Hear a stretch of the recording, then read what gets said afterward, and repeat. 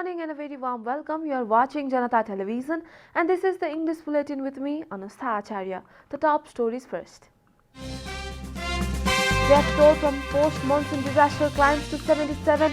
Meteorologists predict improvement in weather from today. Prime Minister inspects flood-hit area in far western province. Government to provide immediate relief to the disaster-hit families. Nepal Rashtra Bank fixes maximum interest rates for banks. BFIs not allowed to provide more than 9.3% interest on deposits. WHO warns COVID-19 pandemic will stay longer than expected, points out to the need of vaccination in poorer countries. And Manchester United beat Atalanta 3-2 in the Champions League. Cristiano Ronaldo's header completes epic comeback to Old Trafford.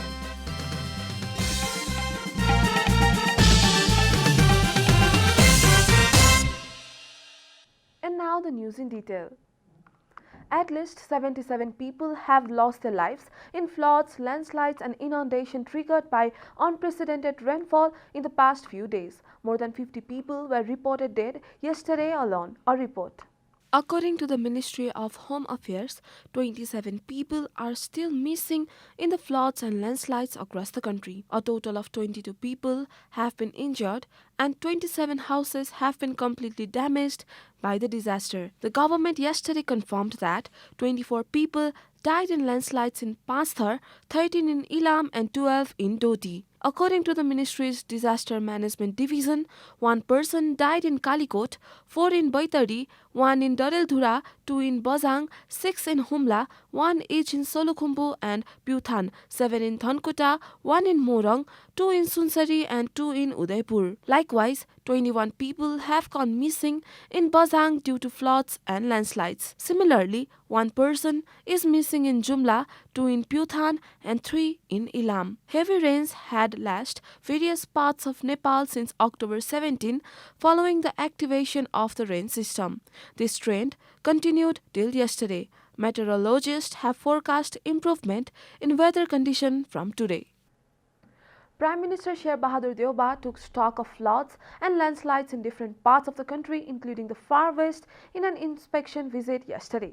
The Prime Minister decided to inspect the flood-affected areas after yesterday's cabinet meeting. The meeting has decided to provide relief of Rs 200,000 to families of those killed in floods and landslides. A meeting of the Council of Ministers held at Singhadarbar on Wednesday announced to provide relief of Rs 200,000 to the families of those killed in floods and landslides caused by the incessant rain across the country since Sunday night. Similarly, the victims' families will be provided Rs 300,000 each if more than one member is killed in the disaster. The meeting has decided to provide Rs 15,000 per person to the families of up to 5 members and Rs 20,000 to the families with more than members as immediate relief and free treatment to the injured. The government is preparing to use private helicopters to search and rescue flood victims. The government is preparing to use private helicopters after realizing that the army helicopters are not sufficient to conduct search and rescue operations. Private helicopters are being put on standby to search and rescue floods and landslide victims after continuous rains across the country. Representatives of the Association of Private Airlines said they also had a responsibility to search and rescue those in crisis, adding that they are ready to provide help if the government asks for it.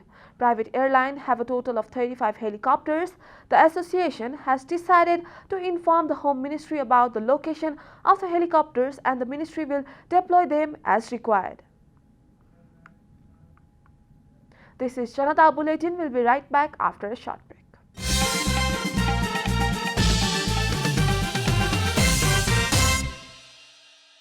Welcome back after the break. We continue with other national news.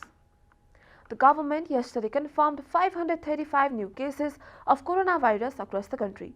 Following the latest round of tests, the total cases of coronavirus in the country have climbed to 807,052, while the number of active cases has dropped to 11,579. The death toll from coronavirus has climbed to 11,318 after the virus claimed 13 more lives yesterday. Nepal is currently among top 44 countries that have been most affected by the pandemic. The USA tops the list with over 46.08 million confirmed cases, followed by India with over 34.12 million cases. Coronavirus has infected more than 242.78 million people across the world and claimed over 4.93 million lives. CPN-UML Vice President Ashtalaxmi Sakya has expressed dissatisfaction over the party's decision to hold the ward and municipal convention at once on October 23. Sakya, who is also the Chief Minister of Bagmati Province, said she is not happy with the decision to hold the conventions in haste. Speaking at the program organized in the capital yesterday, she said new leadership should not be chosen in the hurry. She made such comment at the time when the party has already decided to hold the ward and municipal convention across the country on the stipulated date. And now the news from economic front.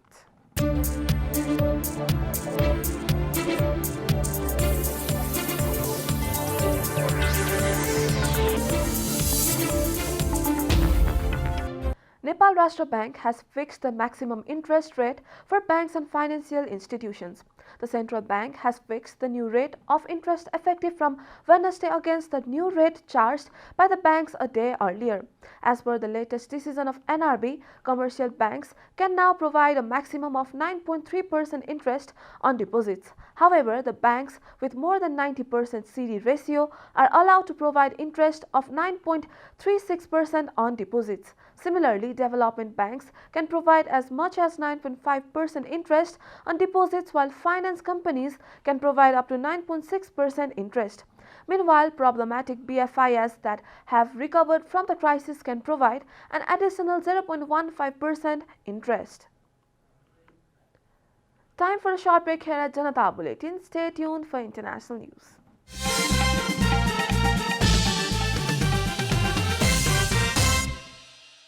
Welcome back. Now the international news. The COVID pandemic will go on for a year longer than it needs to because poorer countries are not getting the vaccines they need, the World Health Organization says. Dr. Bruce Elward, senior leader at the WHO, said it means the COVID crisis could easily drag on deep into 2022. Less than 5% of Africa's population have been vaccinated compared to 40% on most other countries. The UK has delivered more than 10 million vaccines to countries in need. It has placed a total of 100 million. Dr. Elward appealed to wealthy countries to give up their places in the queue for vaccine in order that pharmaceutical companies can prioritize the lowest income countries instead. He said wealthy countries needed to take stock where they were with their donation commitments made at summits such as the G7 meetings in St. Ives this summer. Two bombs attached to the bus carrying Syrian troops exploded in Damascus during the morning rush hour Wednesday, a military official said. According to the Associated Press, 14 people were killed in the attack, one of the deadliest in the capital in years. While the Syrian government's decade-long conflict with insurgents continues in parts of the country, including the rebel-held northwest, bombing in Damascus have become excessively rare since President Bashar Assad's troops pushed opposition fighters from the capital's suburbs in 2018. Shortly after the Damascus bombings, government cells landed in a rebel-held town in northern Syria, killing at least 10 people, 4 of them children. The attack, part of the government campaign to regain control of areas still in opposition hands, was the worst violence in the region since the surge in March last year was negotiated by Turkey and Russia, allies of the opposition and Syrian government, respectively. The bloody day at Syrian Souk, a relative claim that had taken hold in the war-torn country in recent months. While the conflict remains unresolved, the decade later military activities have subsided. You are watching Janata Bulletin, and now the latest from the world of sports.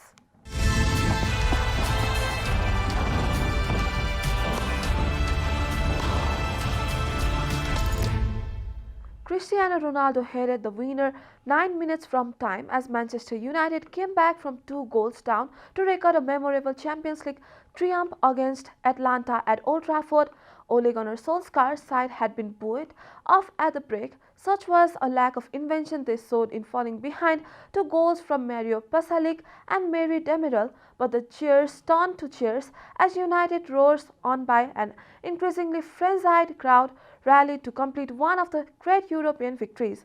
Marcus Rashford reduced the deficit with an excellent finish 8 minutes after the restart before skipper Harry Maguire drove home after being left free at the far post to get on end of Edinson Cavani flick. But inevitably, it was Ronaldo who won the game, just as they did 3 weeks ago against Villarreal. This time it was with one of the trademark headers as he rose to meet Luke Shaw's cross and find to bottom corner to send United to top of Group F. We are at the end of Janata Bulletin and the headlines once again. Death toll from post-monsoon disaster climbs to 77. Meteorologists predict improvement in weather from today. Prime Minister inspects flood-hit areas in Western Province.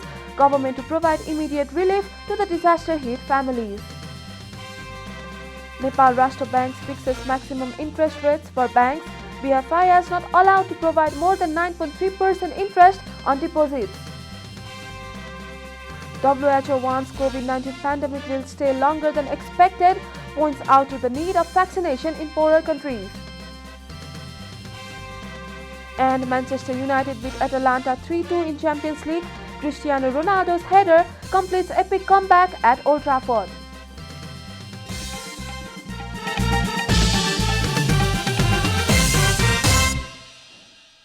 And that's all from the English News Desk for today. You can follow Janata Television and our programs on various social media platforms, including on our website janatasamachar.com. Keep watching Janata Television. Namaste.